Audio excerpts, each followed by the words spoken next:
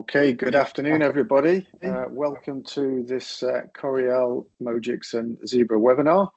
We're just going to give it 30 seconds or so because I can see people are still dialing in at the moment, and then we'll get started. Just while we're waiting, to let you know that this webinar is being recorded. So if anybody wants to look back on it later on or forward it on to colleagues, they'll be able to. And additionally, we've got some Q&A functionality built into the webinar today. So we've got a dedicated Q&A session towards the end, but if you want to be posting your questions using the Q&A tab at the top of your screen as the presentations and the demonstrations are going on, that would be perfect.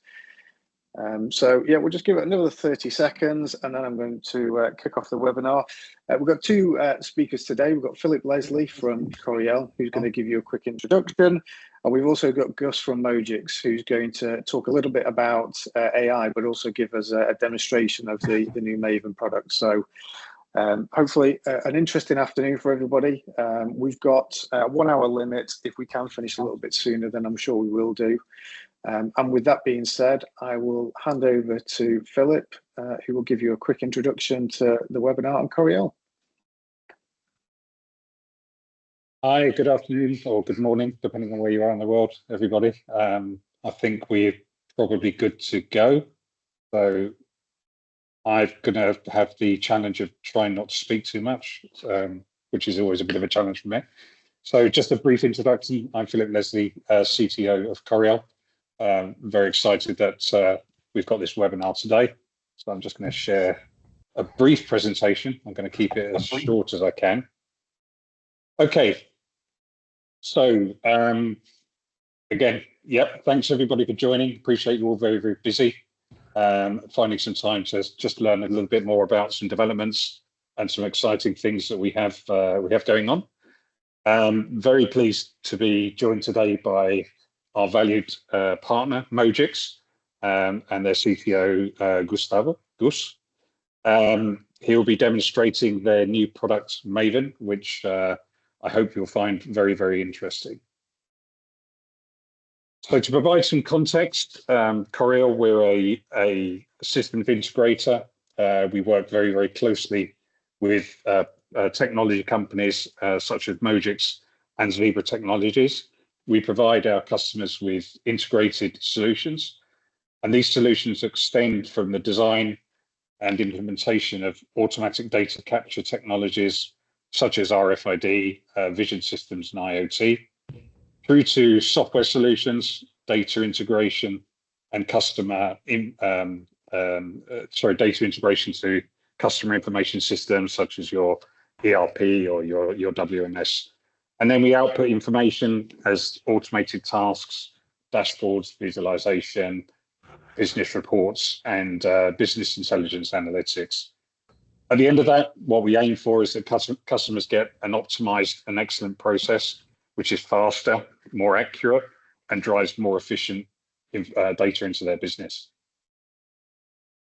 It goes without saying that you can't have accurate data capture for identification, location, or understanding the condition of your equipment.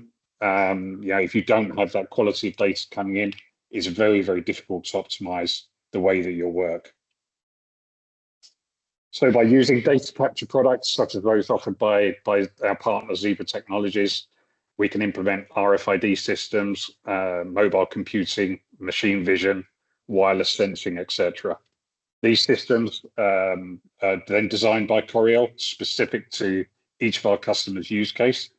And with those, the customer can then be assured of accurate item level event data. This data complements and enhances and automates data that's in your current business systems. However, even with these systems in place, we often get requests from business stakeholders for information, dashboards, reports, and data for analytics. And despite our own team's agility and the amazing flexibility of the Mojix platform, this can be a labored process. We often get multiple business requests from multiple units, different geographical locations, different languages. And often we find that the creation of the report itself or the dashboard that's given to the customer isn't the final information they need. More often than not, the true outcomes or the desired outcome isn't clear at the beginning of the process, and subsequently you have onward requests and more effort. You know, as in anything, you don't know what you don't know. So until you get into the data, it will generate different questions at different stages. And similarly, although this data that we can see is real time, it's a look at what's happened in your business in the past. So, you know, wouldn't it be great to be able to look into the future and see what's coming? And that moves me nicely on to the advances in the advent of machine learning, artificial intelligence, and new ways of working with your data. So I'm massively excited to be part of this Maven development, and you can really see how this can give you the data in your pocket. And with that, I'm really going to try and be quiet and hand you over to Gus Rivera, and hopefully he can talk to you more about the products and give you some more information about the platform.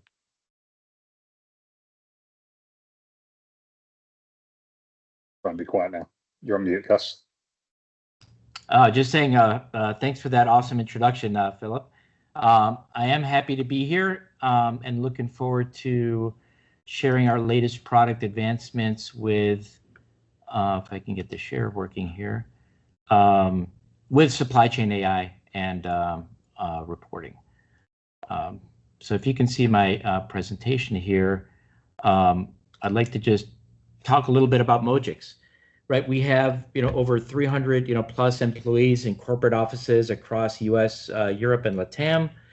We have a strong global partner network, including our longtime partnerships with Coriel and also with companies like Zebra. We have a very large customer base that's continuously driving billions, right, of item level business events into our cloud platform, and it's really all that very valuable, right, high quality, high resolution, right, that high precision, real time data that we're going to focus on today. But really, what is what we call real time item level visibility, right, and that's really the continuous capture, right, of the movement, right, of goods across the supply chain. The capture of the status and the location of a product or an item via IoT signaling technologies like RFID, NFC, or serialized barcodes, right? The integration with enterprise systems to capture product metadata and to have those systems trigger item level business processes, right? And ultimately, it's having again that 360 view of inventory, right, and leveraging that high quality data, like Philip mentioned, right, to really optimize your supply chain and your retail operations or your RTI operations. And it's being able to record, right, every single one of those transactions, right, as an event stream along the chain of custody, right, from farm right to fork, or from fiber to fashion. So Mojix has partnered with Coriel, right, and Zebra around our item level solutions, right, for the management, right, of IoT-enabled supply chains, right, across manufacturing, retail, and food industries. Again, leveraging real-time IoT sensors and item-level data capture, and leveraging, again, all that high-quality and precise inventory events across the supply chain for operational efficiency. And it's then going beyond that to leverage real-time analytics, right, to be able to detect anomalies, right, and risks that are early, right, in the upstream, supply chain, then to mitigate, risks downstream. Looking at the products, below at the bottom, you have Source, which is really providing a lot of that item or lot level, traceability and visibility, right, in upstream manufacturing operations, right, farming and harvesting all the way through finished goods manufacturing, utilizing a mix of RFID tagging and barcoding. And there's item just above that that's in really focusing in on item level visibility for optimizing finished goods, right, operations, right. So that includes all the returnable, package pooling, goods distribution through DCs, and again those retail store and restaurant operations. And then Maven, on top, again, is providing that end-to-end supply chain intelligence, right? Leveraging modern AI, which we'll look at in a little bit, right, against all this, high quality data coming from source and from the item layers. And again, Maven is going beyond just, driving operational efficiency at specific points, right, on this chart, right? So there's a lot of, analytics are used to drive accuracy, right, to drive, different metrics, for those different points. But really, Maven is going beyond that to drive operational efficiency, right, and mitigate risks across entire, right, supply chain with that full 360 visibility. And really, to then expose, those AI insights and recommendations that's inherent, right, in that data, in a way, right, that senior, management can take advantage of that and reduce decision-making time. And again, just to get a little bit, deeper, right, our team has spent the last several years, building out advanced supply chain machine learning models, right, on top of our item and our source data repositories and data streams.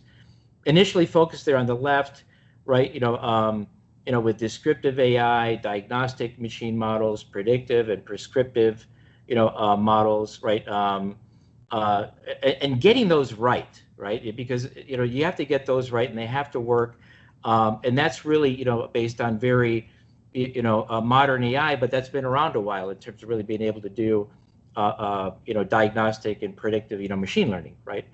And then we worked with companies like Google, right, as a very close partner of ours from a technology perspective, and working with our customers to then develop that on the right-hand side there, the generative AI, on top of all that high-quality context, right? All that high-quality output from all those machine learning models, which provides, again, that context for generative AI.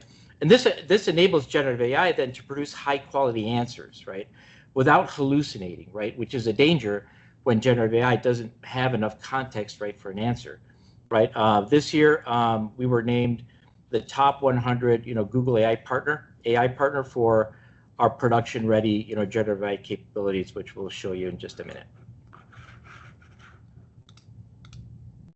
And here are just some, some quick examples on the different types of insights, right, achieved across the different layers of machine learning and generative AI. And mainly here, I'd probably just highlight, again, the advantages of having a generative AI layer, right, that includes, up-to-date situational awareness, right, having that supply chain analyst or consigliere, right, at your side, going beyond, traditional dashboards where, every time you want a different, insight, you got to wait for developers or some data scientists to add a column, to add a new filter, right, a new drill down, and going beyond that, right, to be able to get answers, immediately, by being able to drill into, current and historical and forecasted and predictive intelligence gathered by the system, right, and then, again, having more informed insights and corrective actions and reducing senior decision-making time for, roles like operations and planning, site managers, and inventory allocators. So without further ado, I'd like to jump on and let's take a look at Maven itself. It's our generative AI data chat reporting solution. We released this back in January, alongside, that award from Google for top 100, AI partner in production. I'm going to slide over to our production environment here. This is our, global SaaS production environment. This is where, what our customers, right, are using, right, for different types of, again, of operational intelligence. And Maven is, enabled, right, could be enabled for any customer, that wants to work with us in our Maven program. And I'm going to go click into it here for you guys. So Maven supports many use cases, right, in the supply chain. Like any AI, Maven thrives on large amounts of data, to train on, right? Like any model, Maven, may require some tweaking and model tuning, what they call, right, specific to customer use cases or data. So today I'm just going to give you a very high-level demonstration, right, of Maven. I have a demo, I think, here for returnable transit items. So I'm going to just jump in sort of in a use case here where, I just want to, utilize the AI, right, to track returnable, assets such as pallets, containers, throughout the supply chain. So we're going to start with a few diagnostic questions. Something simple, we'll throw in here like, what is the total number of returnable assets, right, for each business process today? And I got something a little bit nerdy here, which I want to enable, for you guys, which is sort of a debug. It's a console where you can actually see the AI in action, right? And again, this is based on a large language model, right? So you can ask questions in any language, that's available today. That large language model has been trained, on decades worth of supply chain data, retail, data, right? So it understands, a lot of those concepts and those domains. It's able to take a simple question like this and translate that, right, into queries, right, into all that, historical and predictive data that we have, right? It's able to do that in real time and then understand how you want that data, provided back, right? So I could take the same question and just sort of say, how about you throw that in a bar chart, for me.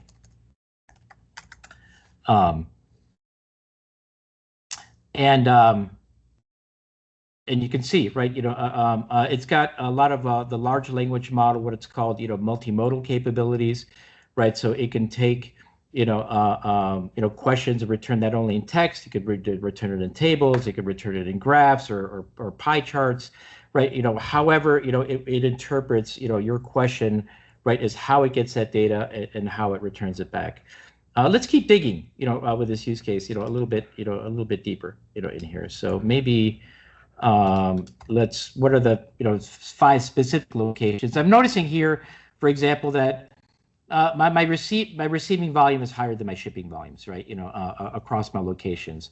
So maybe that's something we might want to dig into and see what are the 5 specific locations, right? With the lowest number of shipments, right, for returnable assets.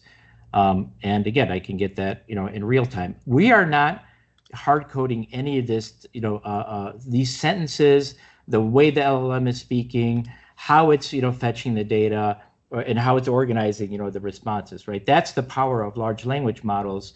But again, when it's sitting on top of high quality data, right? And that's what we provide with Coriel and Mojix, again, is those billions of events that we're capturing continuously, capturing those in the right way, right? That then you can expose it, right, to machine learning models to then expand your data sets and then feed that into a generative AI layer, right? So then you can begin, asking questions. So let me drill in a little bit more, maybe, okay, so I know one of these locations here, the Renew Depot.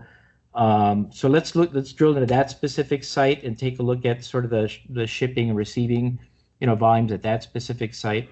And again, I can see the model, working, right? And then I can see, okay, so here's really one of the sites that's probably got some sort of bottleneck, going on, and I can, continue to dig deeper to say, okay, so maybe there's something, from a cycle time, perspective. Let's take a look at how long, right, it's taken between, the shipments and the receives, right, to a customer. Maybe there's something going on there. And again, you can just keep, drilling in to the data, again, in normal English, in a very intuitive way, and getting, answers back in near real time. The other, power, I think, of large language models, right, is being able to get recommendations back, right, for the system, right?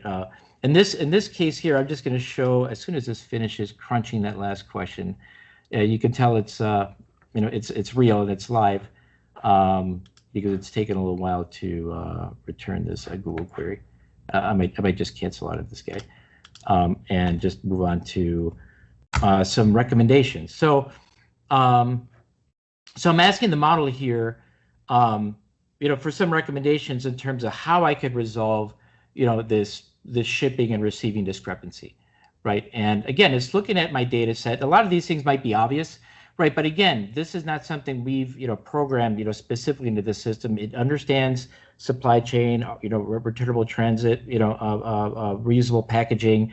It understands retail, right? And it understands our data. So it's coming back with specific recommendations or generalized recommendation in terms of different ways you could enhance your warehouse management or utilize, safety stock levels, right? And this can go more deep. So if we work with a customer, we can take this to very specific, recommendations, which we'll show in a few minutes in another demo here. So, but in this use case, I think, for RTI, I think the important takeaways here is using this type of interface, we can quickly optimize, the allocation, the utilization of returnable assets, the maintenance needs, the routing and distribution, right, the inventory levels, right, turnaround times, sustainability initiatives by reducing, right, waste and resource, consumption. And again, we can do that in this type of interface. Let me switch gears to another, example, for how, we use AI like Maven and IoT sensors and RFID technology, right, to track stock levels, right, and inventory risks across the supply chain. So I'm going to do the same thing here as a retailer.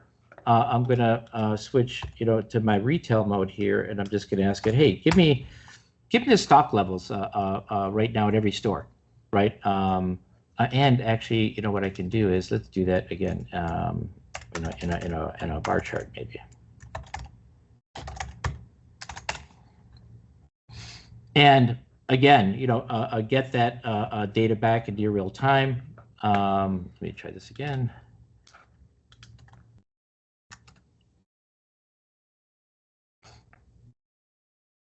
These LLMs can be, a little finicky sometimes, but there you go. And again, so what the power of Maven is, as I'm discovering, insights and data, I can choose to bookmark, right, results that I want to come back to later, right, and save them, right, in my session history. You can create those, views, proactively and share them out to your user base by roles. And I think one of the things that's also, important to mention about, Maven, it's not here to only replace, classic dashboarding, but it's also there, to complement it, right? So you might have, existing dashboards that, again, where you want to go a little bit deeper, right? With the analysis, but you can't. So what Maven's able to do is take existing dashboards and use those, right, as context. So you can have Maven sort of sitting on the side like this, and then being able to,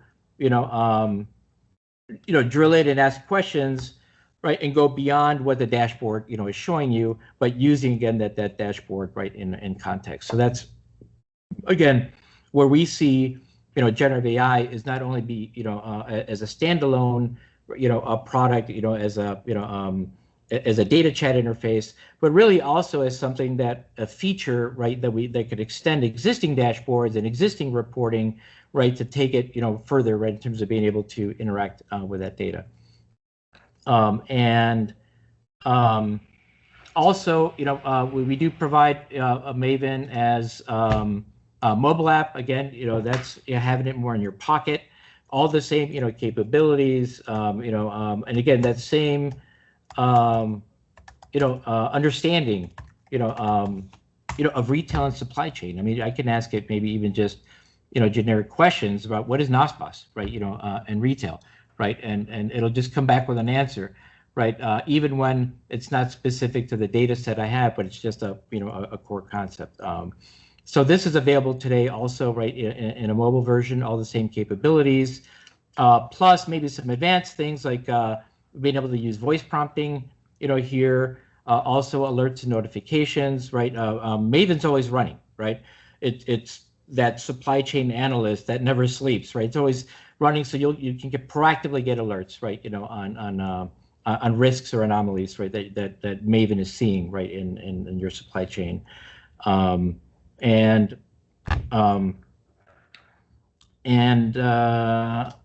going back to the slides, and this is available today. We're working with Coriel, to begin onboarding, additional customers. Philip, you might want to, jump in. But again, this is something that's available today, right, as part of our SaaS offering. We already have that working relationship with Coriel. We already have relationships with the hardware, companies like Zebra that provide all that data capture capabilities. And maybe there's one more thing, like Steve Jobs says, that we've just releasing is in terms of recommendations. For example, if I'm low on inventory on a top selling, product, right, in one of my top selling, locations, well, we can also, generate recommendations in terms of how to resolve that, that inventory risk for that high selling product. But not only by taking all the the information we know about a product, right? All the product metadata for that item, and we could take all the purchase history for that item and similar items, but then we can take these high resolution images that we always have as part of our solution, right? With generative AI to look at that image, and generative AI looking at, okay, what style is that? What is the texture? How does it sort of fall on the body? What are the lengths? What is the again the style, to then produce recommendations of similar products, right? That you can use maybe to backfill a shortfall, right? Of one of your products with another one that you might have excess inventory for. So these are the advanced multimodal, right? Again, capabilities in generative AI to go beyond just textual information, right? To produce graphs like you have on the left, right? To be able to provide recommendations on replacement products, based on product images. And I think we're going to be going really far, right, in terms of the capabilities and innovations, right? With this sort of data chat, reporting this year. That's it for me, Philip. But it was a pleasure sharing this with everybody. That's great. That's great, Gus. Thank you very much. It's really, really interesting. Very impressive, and it's good to see when a demo works. So it's curse of the demo didn't happen today. You did really well. Okay, yeah. So that's really interesting. One question I've got, I don't know whether you can provide some insights, is what does the journey of implementation of Maven look like in terms of a customer? Where do they start, and what sort of timeline does it take to reach these levels of analytics? Yeah, and that's a good question. I mean, existing customers, right, that are already generating large quantities of data, it really just becomes like installing, deploying any other, right, enterprise product.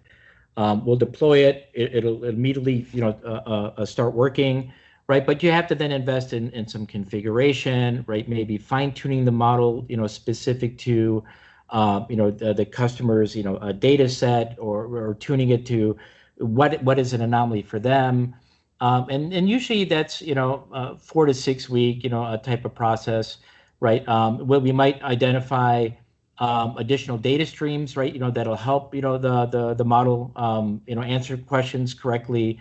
For example, you might need maybe purchase orders, or you might need ASNs, right? Or maybe additional elements in your product master data. But we'll engage through sort of a tailoring, right, consulting process with our customers to then fine tune these use cases, right? And then sometimes that continues, right? So as we get 1 or 2 or 3 use cases working, we'll continue that relationship as we go deeper in those use cases, or expand to other areas. Okay, great. Andy, I don't know if there are any other questions posted at the moment. We have, yeah. I'm going to leave my video off so you can't see me reading them, but there's a few come in. There's a mixture here, I think. So maybe if I just read the questions, and then both of you can either leave it to the other to answer, or dive in. So the first question, which I think is definitely for Gus, is how secure is Maven, and how does it handle user permissions to help protect data across the supply chain? That's a great question. So, right now, Maven is limited, right? It runs within each tenant, right, that we deploy in our SaaS environment. So whatever data that tenant has, right, and it'll often include, data that is being provided, right, shipments and ASNs, from their supplier base, right? It's really limited to the data that each tenant has, right? The models that we're developing and training, right, against that data set, all that is, contained within each, customer's, big data, repositories. We're not sort of using one customer's, data to train models for other, customers. We're maintaining that very strict, segmentation, right, between customers. Perfect. I've got another couple of questions. If anybody else has any other questions they want to raise, please do pop them in the chat. I guess this one is maybe a question for both of you, which is moving from traditional dashboards and reports to more of an AI-driven interaction. How do you think that will ease system integration? How will that ease? So I think it's going to complement, again, both dashboards, right, and system integrations in terms of being able to, iterate, much more quickly, right, in terms of, getting to the answers you need here, or discovering the additional data that the model requires, right, to be able to answer, a question. So I think to some degree, again, this AI is going to help you understand what you really need, right, from your data integration.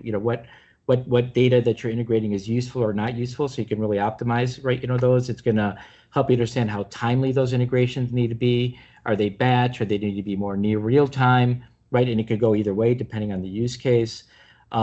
And the same thing with dashboards, right? I think there's still a lot of value to having, a dashboard that you can load and bam, right? It's there without having to, ask a bunch of questions or look at a bunch of bookmarks.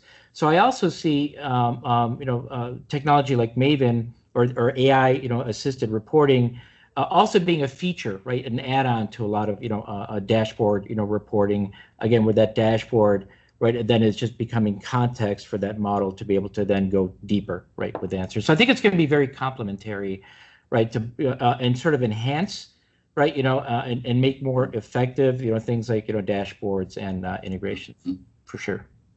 I think the enhancement is a great word. I think it's a great phrase, because one of the features I really like is the Maven in your pocket. You could be out on the shop floor in the factory or in the depot, see some anomaly, and immediately ask questions of your data as to what's going on, and identify a potential issue, process, or action that needs to happen, to change the way the business works, to be more efficient, or prevent losses. So I think it's a very, very powerful tool for any business operation that has multiple assets or multiple processes.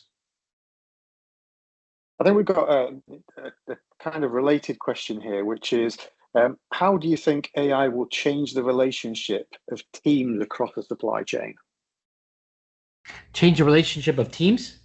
Yeah, so I think it means within an organization, so people across disparate teams within an organization. Yeah, no, I think it's going to empower, maybe, like, for example, an inventory allocator, right? Whose job is to make sure the right inventory, is going to out to the right sites, right? Often, today that's sort of a very isolated role, right? They have a very limited amount of data, and they make, decisions, and then that's it, right? But I think with these types of tooling, right, they're going to be able to be alerted, or they're going to be able to look at data, right, or anomalies or risks or wherever they are, right, from events that are happening upstream, right, and when, for example, they get that alert, right, then I think it allows them to begin to engage, right. It starts to enable, I think, a deeper level of collaboration than between teams, like in maybe the planning versus, the allocators, right, to begin working together, right, to optimize, right, and to eliminate those, anomalies and those risks, right, upstream to mitigate downstream. So I think, I think just a lot of data is very siloed, today. A lot of decisions are very siloed. And I think, this being sort of ubiquitous, right, and open, will drive, I think, more, collaboration between teams to then, mitigate, these risks and, on optimize, their operations and reduce costs and so forth. Perfect, thank you. Question here for you, Philip. we mentioned throughout the course of our material that we're hoping to get partners to get involved in a beta. What do you think that involves, and what would the next steps be? Well, I think, you know, it's important that we look at customers and we talk to people about where they are in their journey to digital transformation. Obviously, companies that have a data available, it's a lot easier to implement a AI-based solution because there is a quality of data. Obviously, coming back to one of my slides, if the quality of data is poor, the outcome and the results can be poor. So it'd be good for us to work with people that are on this call or people that understand about their businesses and understand where they are on that journey, and see if there's an opportunity for us to start working with Maven in their business. Fantastic, thank you. And one last question, unless there's any others pop up. Gus, you mentioned and you showed briefly what the mobile interface might look like, and I think you mentioned that it could use voice prompts. Does the system talk back, or is that purely for input of data? That's a great question. No, we're looking at the APIs, right, to be able to implement the same conversational, capabilities that you're seeing now in the new GPT-4o, for example, model. So that'll be coming initially. Here, it's more dictation, capabilities, but leveraging, some of the Gen AI, models to get the most out of that voice, dictation that's coming in. Perfect. Thank you. Well, that's the end of the questions that have come in. As I mentioned at the beginning of this webinar, we will be, it has been recorded, we'll be releasing it. If anybody has any questions following this event, then please do get in touch via the Coriel address that you have. We'll forward any technical questions on to Gus and the team. I guess it just leaves me to ask the pair of you to sign off. If you've got any closing comments.